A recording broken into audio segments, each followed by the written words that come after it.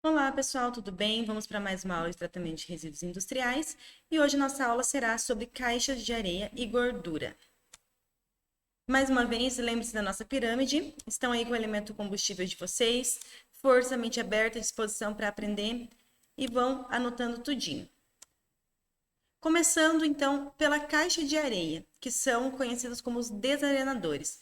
Qual que é o objetivo de se instalar uma caixa de areia aí como tratamento preliminar em estação de tratamento de água, esgoto, efluentes? Então, o principal objetivo é reter, a partir da sedimentação, partículas inertes como areia ou sólidos minerais durante essa passagem pela caixa de areia. Então, o nome caixa de areia se dá porque é um reservatório onde, quando o seu afluente for entrar ali e for passar essas matérias, esse particulado com características semelhantes às da areia, eles vão ter um tempo ali de passagem ao qual eles vão conseguir sedimentar e ficar no fundo desse reservatório, que é conhecido como caixa de areia. E nesse momento não é desejado que se deposite a matéria orgânica, porque vai haver tratamentos posteriores para a remoção de matéria orgânica. Então é somente a retenção de particulados inertes com características próximas às da areia. A principal função, então, desse equipamento é evitar o transporte desse material para unidades subsequentes. Então, assim, vai estar protegendo bombas e equipamentos, vai estar protegendo os equipamentos posteriores de desgastes. E essa caixa de areia vai ter que ser dimensionada de forma a reter somente essas partículas inertes e não a matéria orgânica. Aqui tem uma representação de uma caixa de areia, é um processo simples, né? É robusto mesmo, e ele tem essa função. Então, existem diversos tipos de caixas de areias e elas devem ser projetadas para uma retenção mínima aí de 95% em massa das partículas com diâmetros iguais ou maiores a 0,2 milímetros e um peso específico aí aproximadamente de 2,65 gramas por centímetro cúbico. Existem diferentes tipos de caixa de areia. As mais usuais, elas são do tipo canal, ou seja, é um canal longo, onde pode ser dividido por espaços estreitos, e a areia vai ficar depositada ali no fundo desse canal, como a gente consegue ver aqui nessa figura. Então, aqui, a principal sacada desse equipamento aqui é ter uma velocidade no qual permite esse tempo de detenção aqui, né? Para que essas partículas se depositem aqui na caixa de areia. A caixa de areia, ela, para quem lembra, o funcionamento dela é muito parecido com as câmaras de poeiras. Só que as câmaras de poeiras ali, elas trabalhavam com um gás, né? O ar atmosférico, muitas vezes, onde se removia ali as partículas daquele ar e iam se depositando ali nas diferentes câmaras da câmara de areia, né? Da câmara de poeiras, desculpa. A caixa de areia é o mesmo princípio. Ela tem que ter ali um comprimento adequado e uma velocidade adequada que dê tempo para que as partículas que estão ali naquele líquido, no caso, né, que vai ser um esgoto, vai ser um efluente, essas partículas elas têm um tempo suficiente para se sedimentar no fundo da caixa de areia, lembrando que somente as partículas inertes e não as orgânicas. Então, por isso aí que você tem que ter essa diferença, principalmente ali de densidade e tudo mais. Então, essas caixas de areias, elas vão poder ter para sua limpeza, para remoção dessa fase particulada no fundo, pode ser feita de forma manual ou mecânica. E essa areia, ela vai se acumular ali entre 30 a 40 litros de areia removida por a cada 1.000 metros cúbicos de esgoto tratado. Ou seja, a cada 1.000 metros cúbicos que vai sair desse esgoto ou desse efluente ali da caixa de areia, cerca de 30 a 40 litros de areia vai ser removida. E o destino final dessa areia ou desse material particulado vai ser para os aterros sanitários, ou então pode ser feita aí a lavagem dessa areia para depois o seu posterior aproveitamento. Existem diferentes tipos de caixa de areia. Existe o tipo canal com velocidade constante, controlado por calha partial, que é a mais comum, né? Pode existir outros tipos de controle ali de velocidade, mas o mais comum, mais simples seria a calha partial.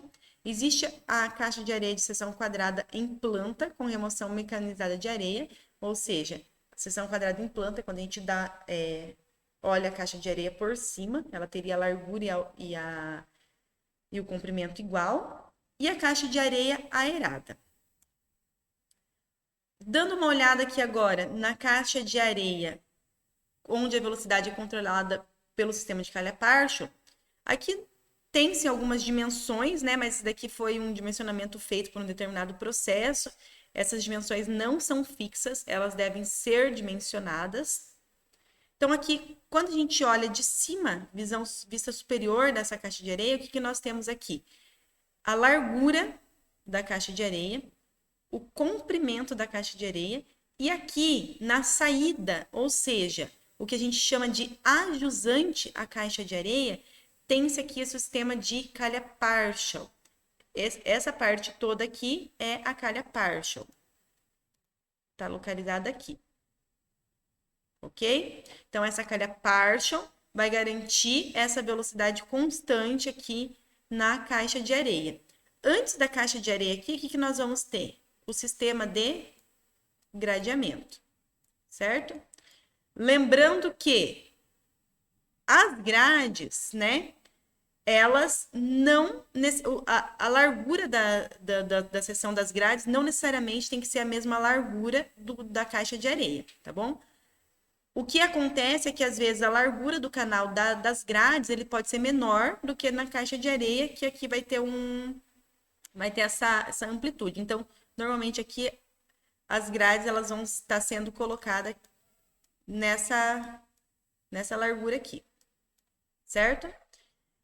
Então, olhando aqui num corte longitudinal, o que nós observamos? Que a caixa de areia ela vai ter essa profundidade, ok? Então, o líquido vai estar passando nesse sentido, que seria, no caso, o afluente à caixa de areia, né?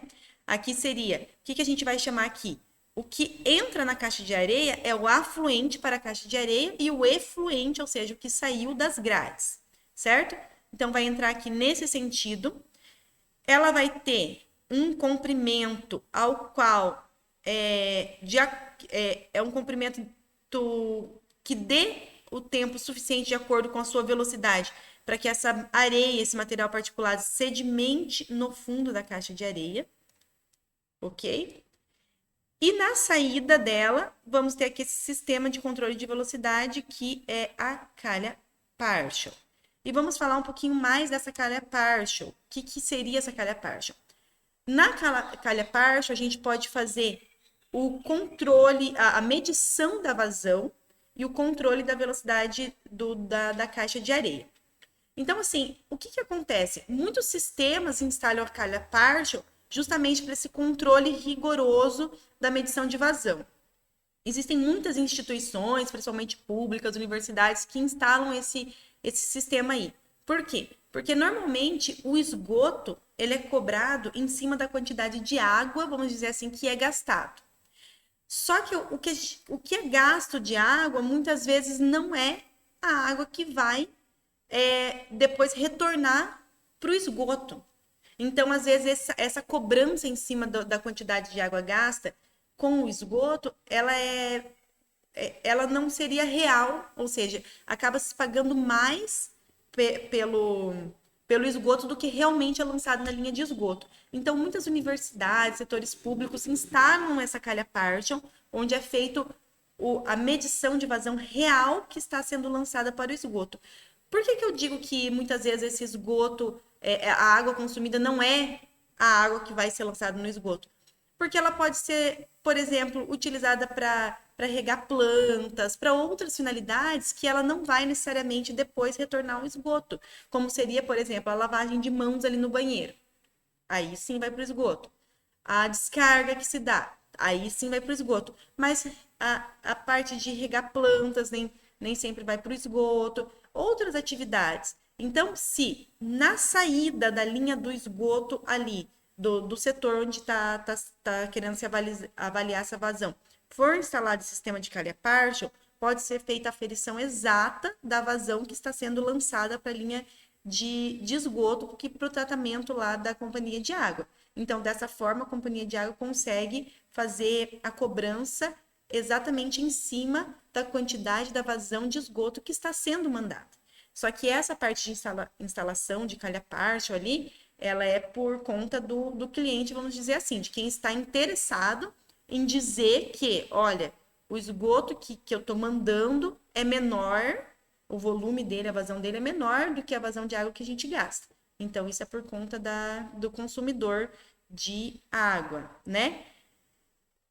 Aqui tem um vídeo bem legal que diz exatamente isso que eu falei para vocês e mostra uma instalação de uma calha partial. Então, a calha partial, ela tem essa carinha aqui, né? Ela tem uma seção aqui de estrangulamento e depois aqui ela vai ter um rebaixo, né? E aqui na entrada da calha partial, ela tem um aclive. A gente chama aqui na entrada um aclive e na saída um declive. Então, ela serve principalmente para esse controle de vazão, medição de vazão e controle de velocidade. Então, falando um pouquinho aqui do dimensionamento dessa calha partial, então das seções que essa calha partial possui, aqui a gente consegue ver ela de planta, né? E aqui é o corte longitudinal. O que a gente observa aqui? Que vamos ter uma seção entre os pontos 0 e 1. Essa seção é o que a gente chama de convergente.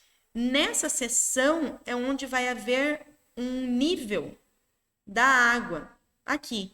E de acordo com esse nível, instalando ali uma régua, um nível que a gente consiga medir esse nível aqui, a gente consegue fazer essa medição da vazão de forma manual mesmo. Então, esse nível vai ser proporcional à vazão e dessa forma a gente consegue medir essa vazão. Aqui, entre os pontos 1 e 2, é o que a gente chama de garganta, justamente porque ela vai ter essa contração aqui. E nessa garganta, ela vai ser em descida, que é o que a gente chama de declive. É a hora que ela está passando ali. E depois aqui, nessa seção 2 e 3, a gente vai ter essa seção divergente. Então, a entrada é convergente, por quê? Porque tem essa contração aqui, né, em relação ao canal aqui onde ela está sendo instalada. Aí vamos ter essa seção de contração, que é a garganta com esse declive, e a seção divergente, ou seja, que vai ter uma abertura. E nessa abertura nós vamos ter esse aclive, que vai ser essa subida. Aqui tem um link de um manual de uma empresa, onde tem certinho essa parte de dimensionamento da calha partial. É muito interessante esse manual, muito didático também. Bem legal de se ver. Então, a norma que rege o dimensionamento da calha partial é a NBR ISO 9826 de 2009. E normalmente ainda as empresas buscam atender a norma ASTM de 1941, 1975. Então, o dimensionamento é feito em torno dessas normas. A instalação da calha partial ela vai ser feita entre 2 canais. Então, no caso que a gente está trabalhando aqui, o canal a montante, né, vai ser esse canal da caixa de areia. E o canal a jusante da calha partial vai ser o próximo tratamento, né? Uma tubulação para onde esse efluente, no caso, que está entrando na calha partial, vai ser direcionado depois.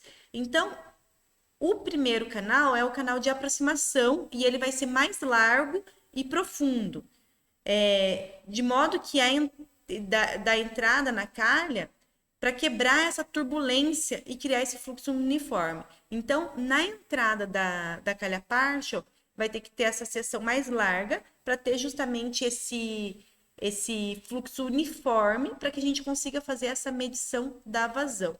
E já o segundo canal vai ser o canal de escoamento.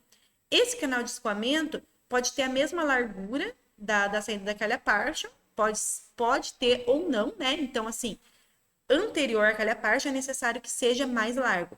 Aí, depois que passou ali, pode ser da mesma largura ou não. Porém, é fundamental que tenha um degrau nessa saída da calha partial, que é aquela parte do declive ali, né? Por que que tem que ter esse degrau?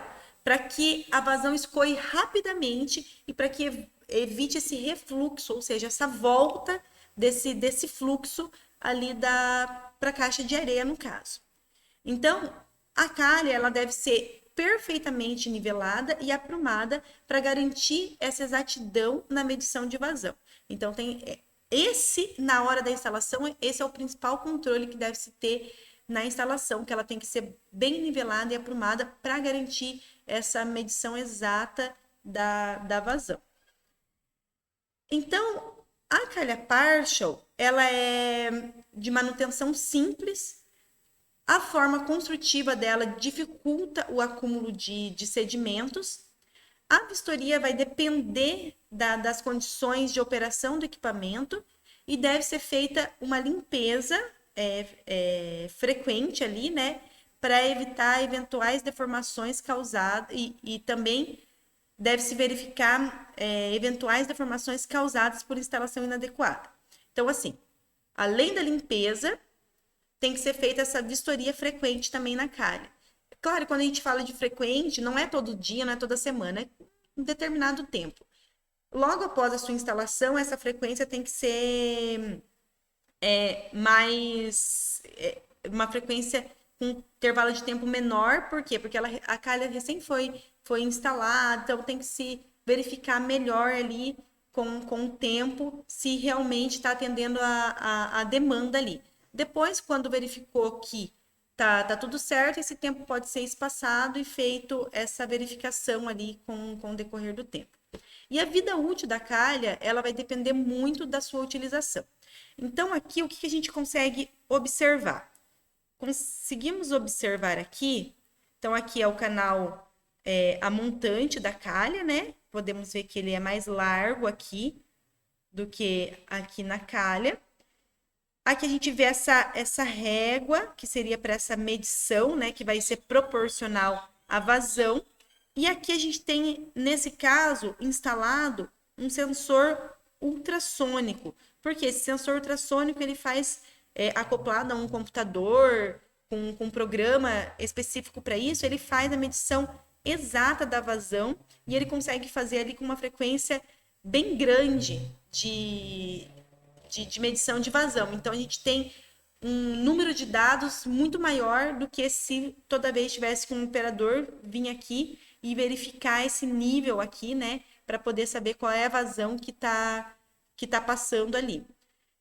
No entanto, esse sensor ultrassônico, ele vai gerar um acúmulo de dados muito grande e vai conseguir ter uma vazão real em determinados tempos ali de medição. Outra vantagem do medidor ultrassônico aqui de vazão é quando essa calha partial está localizada num local de difícil acesso. Então, como que vai ali um técnico, um operador ali ver, né, fazer a leitura visual ali daquele nível para depois fazer a sua referência com a vazão de acordo com aquele nível, se for num local de difícil acesso. Então, por isso, é uma das vantagens também dessa instalação do sensor ultrassônico para essa medição da vazão.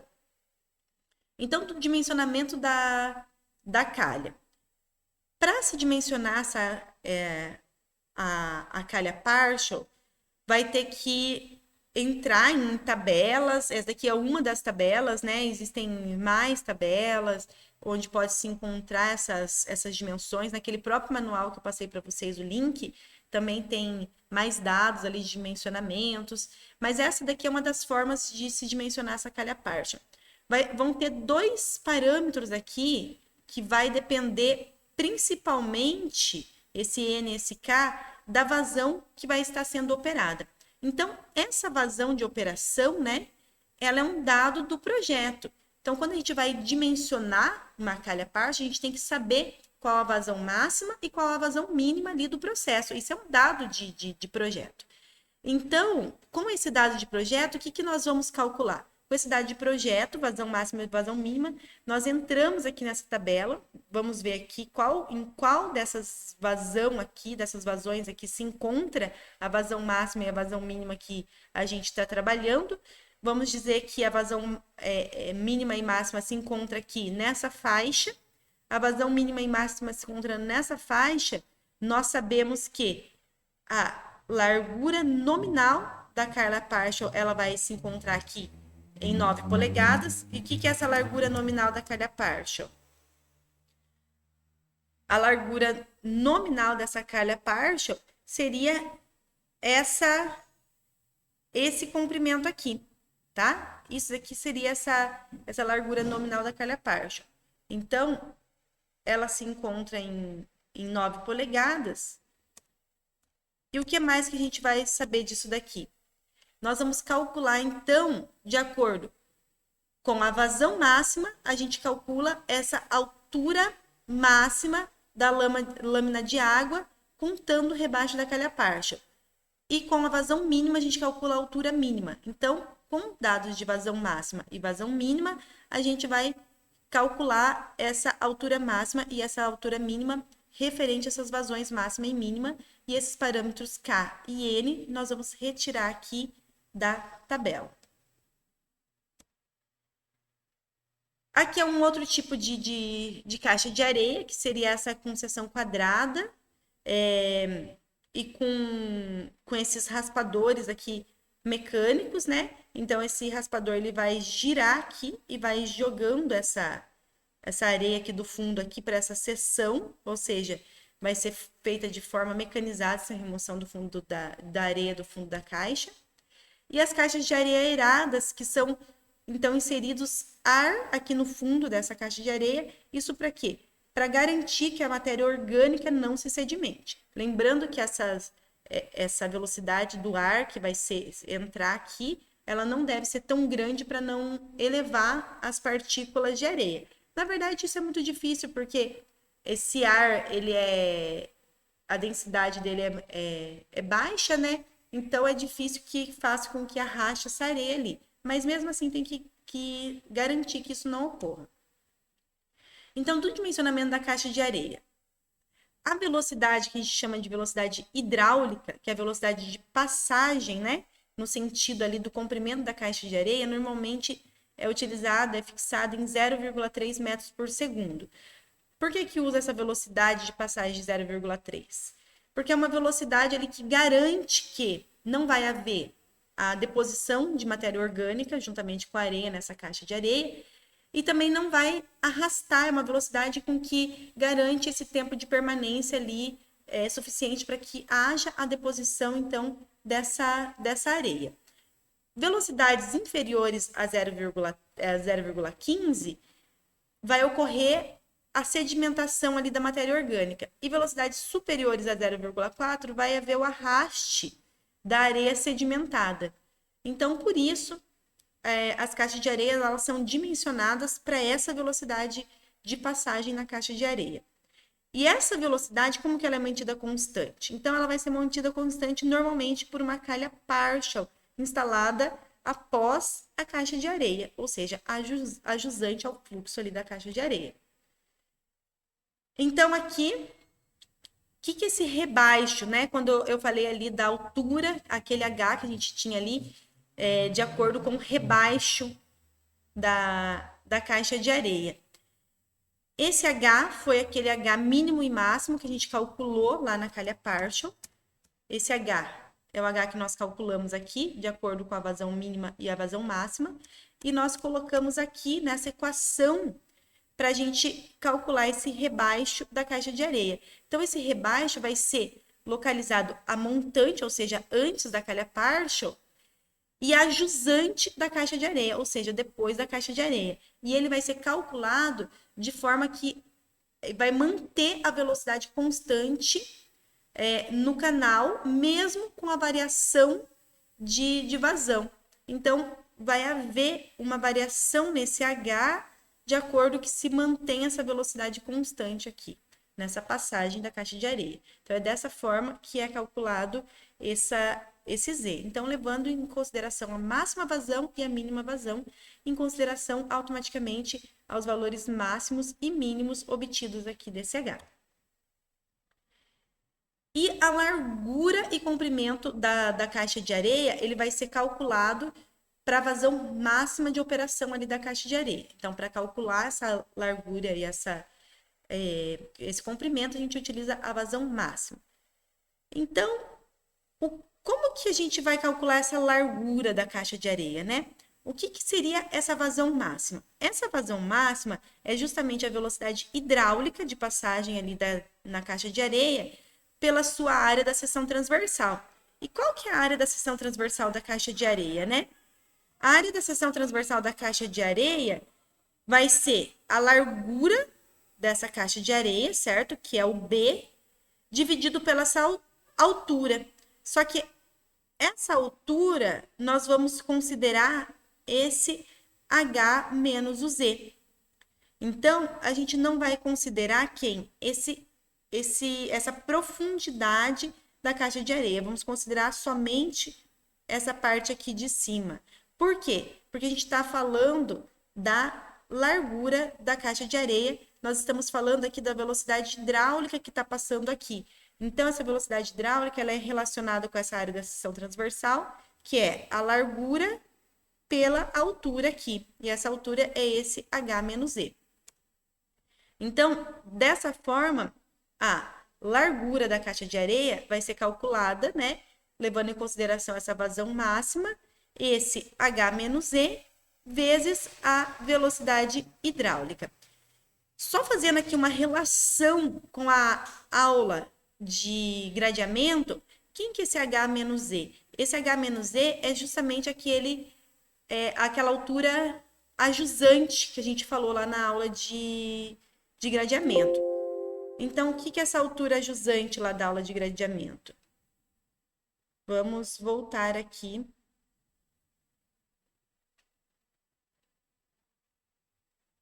Nessa aula, né? Então, esse H menos o Z é justamente esse HJ, né?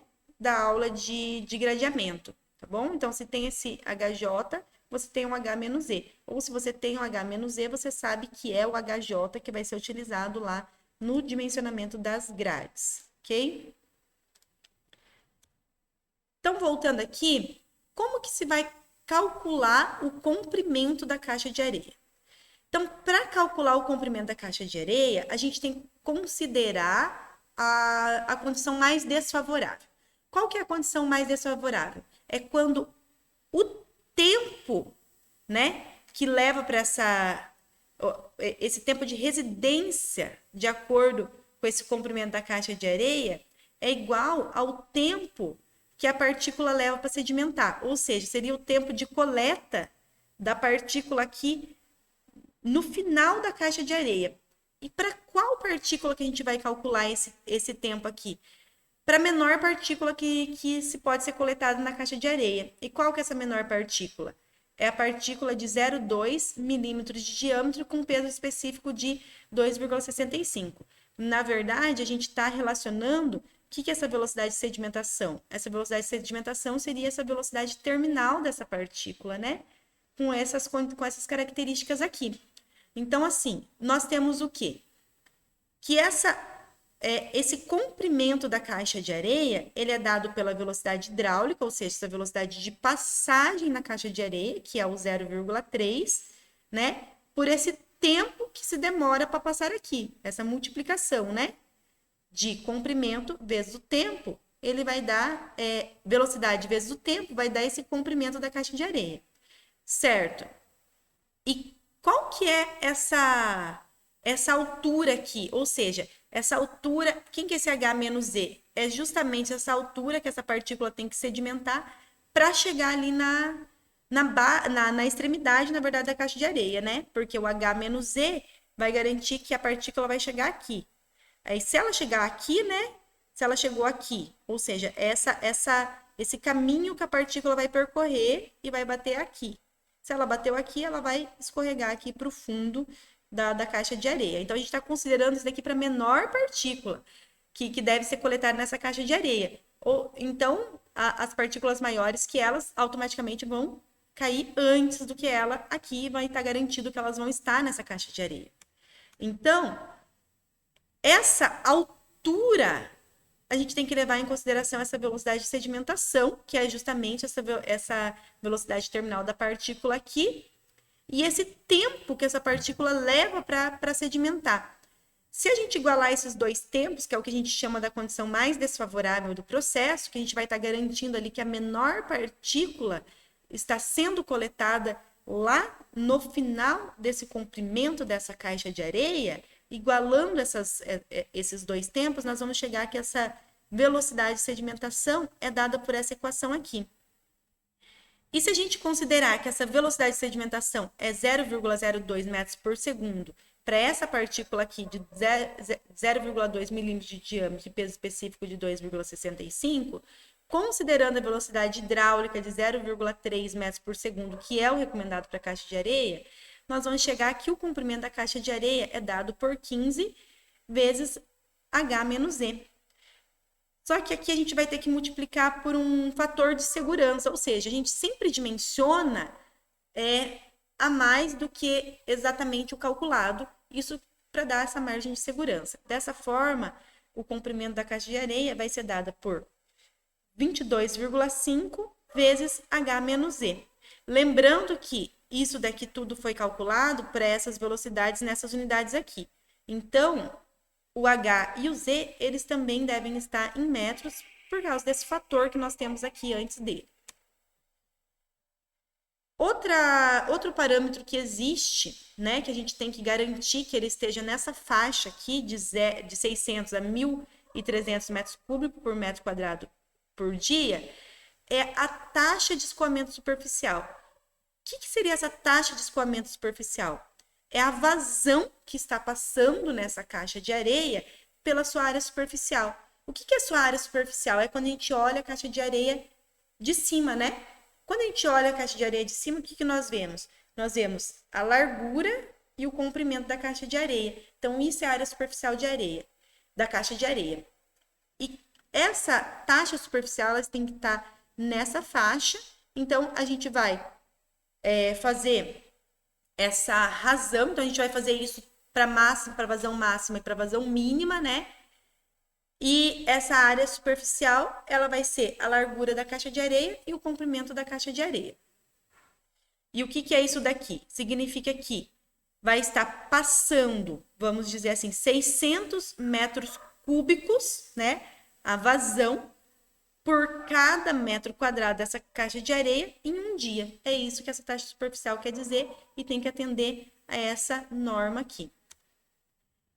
E a profundidade, né, do compartimento do armazenamento de areia? Qual que é aquela profundidade que deve ter a caixa de areia? Essa profundidade ela vai ser calculada em função da quantidade de areia removida, considerando a vazão média. Então, essa profundidade da caixa de areia a gente considera a vazão média, ok? E a periodicidade de limpeza da caixa de areia. Então, vamos considerar ali de quanto em quanto tempo. Normalmente, a caixa de areia é limpada mais ou menos a cada 15 dias, né? E se for aquela limpeza manual, e vai ter que ser considerada aí a vazão média para esse cálculo. Então, normalmente é removido de 30 a 40 litros de areia a cada 1.000 metros cúbicos ali do esgoto tratado. E essa altura ali da caixa de areia, né, do fundo ali da caixa de areia, ela deve ser no mínimo 0,2 metros. O que isso quer dizer? Para atender essa norma ali, né? O que isso quer dizer? Se a gente calcular e essa altura der menor do que o 0,2 metros, no projeto temos que considerar o 0,2 metro por uma questão de segurança. Então, assim, qual que seria a sequência? Porque a gente vai dimensionar, na verdade, não só a caixa de areia, é uma sequência: grades, caixa de areia, calha partial. Então, qual que é essa sequência desse dimensionamento? A gente deve fazer a escolha da calha partial de acordo com a vazão máxima e mínima. Devemos calcular ali as alturas do H máximo e do H mínimo, de acordo lá com a equação da calha partial, né? Devemos calcular ali o rebaixo da calha partial, antes ali da calha partial, a montante da calha partial, que seria o Z, de acordo com a equação dada. Aí, dessa forma, nós vamos determinar o comprimento e a largura da caixa de areia, utilizando a vazão máxima do processo. Vamos ter que verificar as taxas de escoamento superficial para ver se atende à norma. Vamos ter que determinar a profundidade do compartimento do depósito de areia, de acordo com o intervalo de limpeza, e também garantir que ele esteja ali no mínimo de 0,2 metros. Vamos ter que definir as características das grades. Vamos ter que fazer o cálculo de dimensionamento do canal das grades, do número das barras. Lembrando que a largura do canal das grades não precisa ser a mesma largura do canal da caixa de areia, tá bom? Então, vão ser larguras diferentes. A gente vai ter um B, né, que a gente chamou largura de B, para grade, e um B para a caixa de areia. Vamos ter que fazer as verificações das velocidades lá das grades.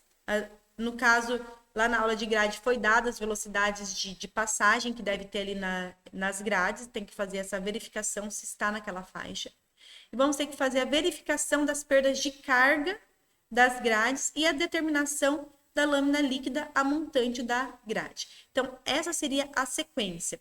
Vejam que, na verdade, a grade ela vai ser ali também dimensionada com as características da caixa de areia, né? E a calha partial também ali com as características da caixa de areia. Isso porque a calha partial que vai garantir a velocidade constante lá dentro da caixa de areia, aquela velocidade desejada de 0,3 metros por segundo. Agora, entrando num outro processo de tratamento preliminar, seria a remoção de gorduras, né? Graxas, gorduras, óleos. E tudo isso a gente encontra em diversos processos, falando também de esgoto doméstico, principalmente na saída ali da água da pia, da cozinha, nos postos combustíveis. Então, assim, em diversos processos vai existir esse material oleoso ali, essa graxa. Então, a gente tem que retirar isso daí antes de ir para os processos de tratamento, para evitar aí a formação de escuma nos tratamentos, a obstrução dos coletores, a aderência em paredes de peças e a poluição do corpo receptor, certo? Deve-se ter essa caixa de gordura. Então, essa caixa de gordura, todas as residências têm, todos os prédios têm. Essa gordura ela deve ser feita antes de ser mandado esse efluente, esse esgoto para a estação de tratamento. Então, ele é um processo físico que ele vai depender ali da diferença de densidade entre o líquido e a gordura, sendo a gordura mais leve ficando na parte de cima. É um processo muito utilizado na indústria de petróleo, postos de combustíveis, oficinas mecânicas e todas as atividades que utilizam aí os materiais graxas, óleos, gorduras, nas residências tem que ter essa caixa de gordura. E ele é um processo que ele não vai remover ali, então, os óleos que encontram-se emulsificados, né?